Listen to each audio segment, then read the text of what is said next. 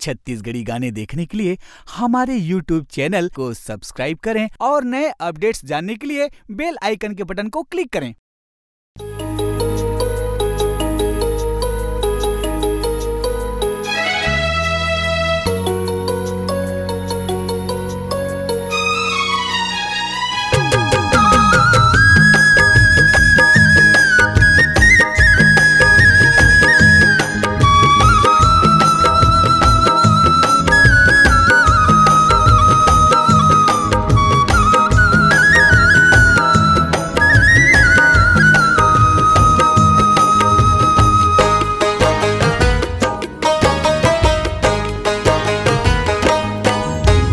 चंपा चमेली जूही फुलमा हो,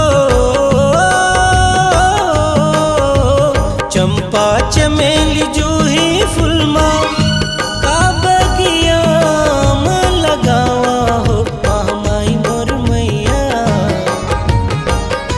का फूल माँ तुला सजावा।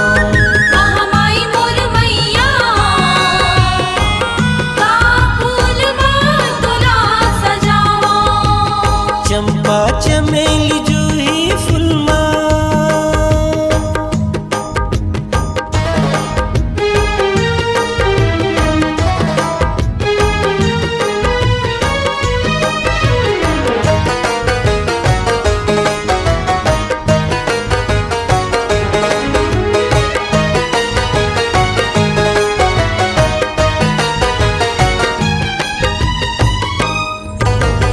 का फूल के तोर ककनी बनुरिया,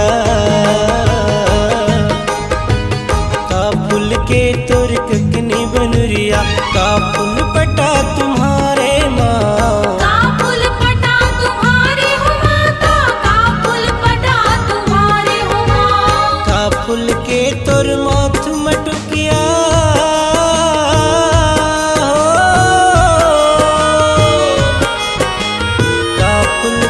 तोर माथ मटुकिया, का फूल सोलह सिंगारे, महामाई मोर मैया का फूल मातुला सजाओ।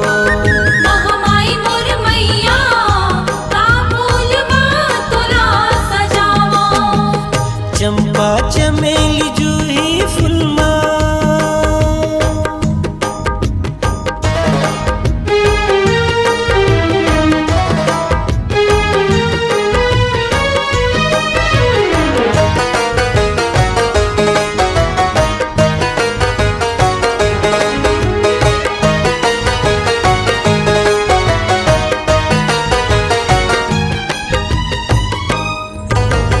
बेला चमेली की ककनी बनुरिया, बेला चमेली की ककनी बनुरिया, मोगरा पटा तुम्हारे माँ, मोगरा पटा तुम्हारे हो माता, मोगरा पटा तुम्हारे हो माँ। चंदन फूल के माथ मटुकिया,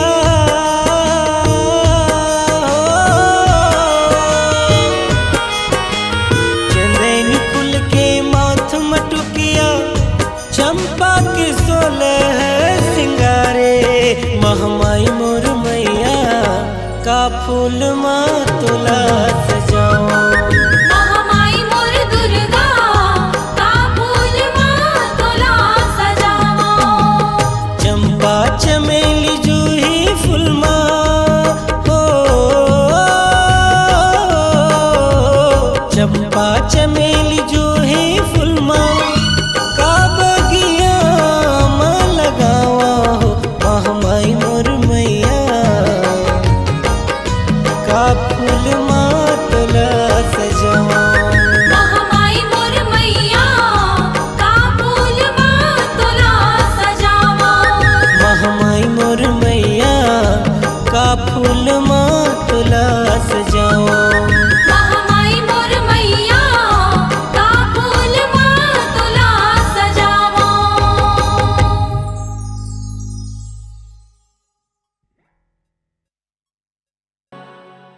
आपकी आवाज ही आपकी पहचान है। यदि आप अपनी आवाज को एक नया आयाम देना चाहते हैं तो चले आइए मल्टी ट्रैक डिजिटल रिकॉर्डिंग के लिए AVM audio video studio, Khamtarai, Raipur. Mobile number 9301523929 और 7869646201।